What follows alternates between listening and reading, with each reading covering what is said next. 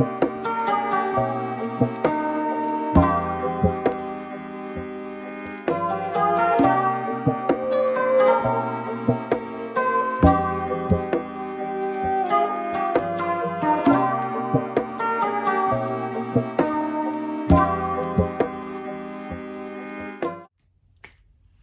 guys, it's Tasha Lanice and I am back with another video.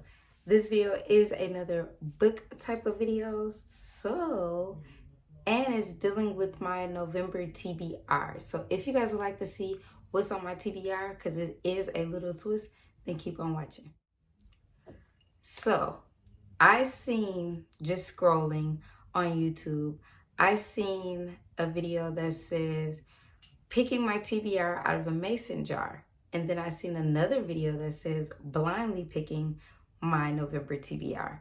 So the blindly picking my November TBR is they took their TBR list, books that were on their TBR, and then they wrapped them in brown paper, and then they numbered them like 1 through whatever. And she had Google pick a number, and then she picked the book, unwrapped it, and that's what she saw. I'm not wrapping anything, so I'm just gonna I wrote down all the books that I currently have from like the library and stuff, and I wrote them on a little sticky note, folded them, put them in this mason jar, and I'm gonna randomly pick. I literally don't, I wish I would have got a bigger one, but I don't know what's what, so we are about to find out what's on my TBR that I'm going to read for the month of November. Some of these have came over from October, but you know, that's okay. We live and we learn. I did read about 5 books in the month of October, so I did good. I'm 3 books ahead of my goals, so yeah. Well, no, I'm 3 books ahead for my goal. So I think I'm going to pick like 7. I have 1, 2, 3, 4, 5, 6, 7, 8, 9, 10, 11, 12 books to choose from. One I have to read, so I hope I pick it. If I don't, I gotta read it anyway. So let's see. We're just gonna start randomly. I'm not sure why I'm even digging from the bottom, but here we go. I don't want all of them to come, and they're sticking together. So the first book is Somebody's Daughter. Ignore my handwriting. And Somebody's Daughter is a memoir. I need to get back into memoirs of Ashley C. Ford. I don't even know who Ashley C. Ford is. Oh, she wrote for Teen Vogue. She's been named among Forbes Magazine's 30 Under 30. So through poverty, adolescence, and a fraught relationship with her mother, Ashley Ford wishes she could turn to her father for hope and encouragement. There are just a few problems. He's in prison, and she doesn't know what he did to end up there. She doesn't know how to deal with the incest worries that keep her up at night, or how to handle the changes in her body that draw unwanted attention from men. In her search for unconditional love, Ashley begins dating a boy her mother hates. When the relationship turns sour, he assaults her. Still reeling from the rape, which she keeps secret from her family, Ashley desperately searches for meaning in the chaos. Then, her grandmother reveals the truth about her father's incarceration, and Ashley's entire world is turned upside down. Somebody's Daughter steps into the world of growing up a poor Black girl in Indiana with a family fragmented by incarceration, and explores how isolating and complex such a childhood can be. As Ashley battles her body and her environment, she embarks on a powerful journey to find the threads between who she is and what she was born into, and the complicated familial love that often binds them. So this is one of November's reads, Somebody's Daughter. And I need to get back into memoirs. Next up,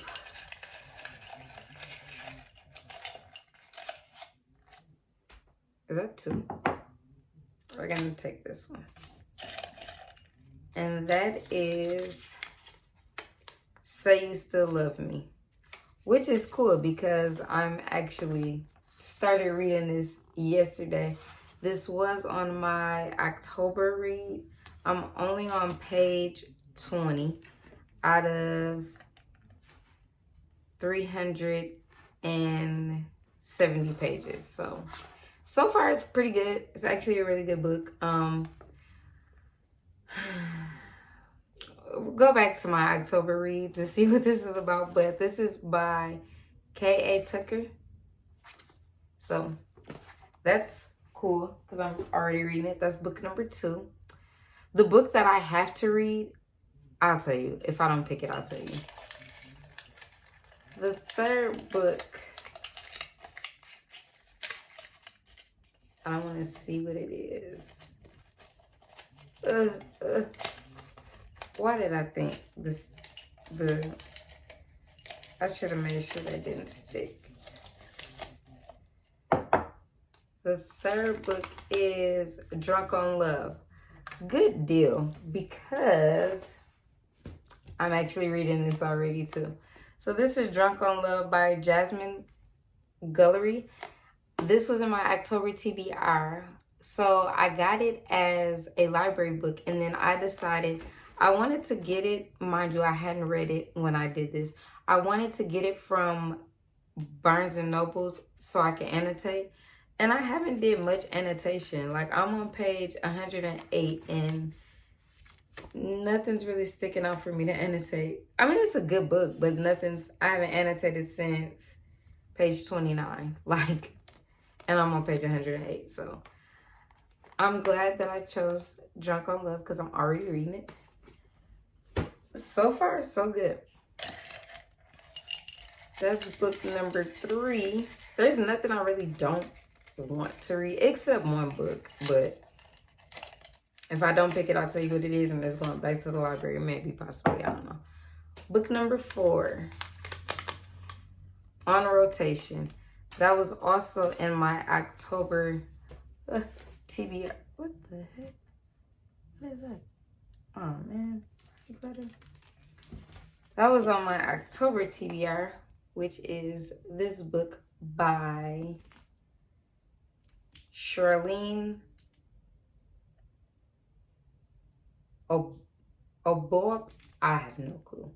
But this was on my October TBR, so hopefully I do get a chance to get around to it. November, I'm going to really try to do my best to get through all my TBRs, which I should be able to because it's Thanksgiving and I get time off from work. And I think I just have to put down some of my YouTube time and actually read instead of YouTube time. So this is book number 4 out of 7 that I'm picking for this cool little idea. Book number 5.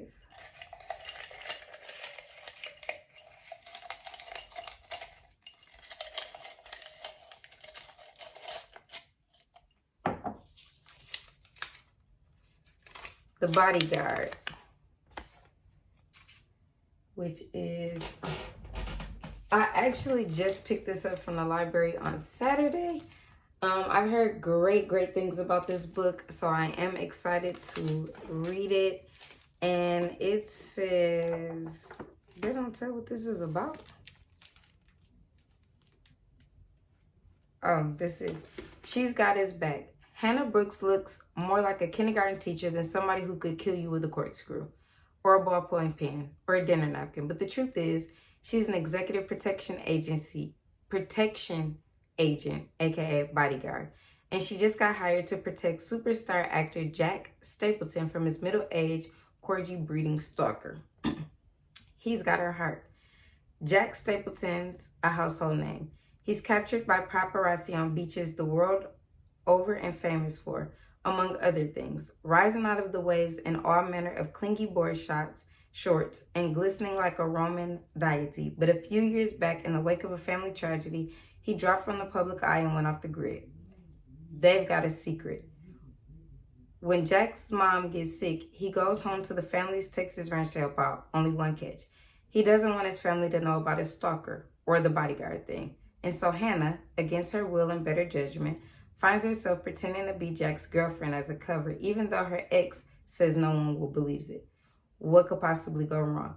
Hannah hardly believes it herself, but the more time she spends with Jack, the more real it all starts to seem. And therein lies the heartbreak.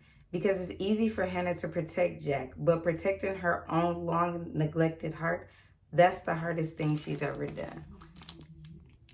So I'm excited to read this book, and yeah, it is by Catherine Center. That is book number 5. Picking book number 6.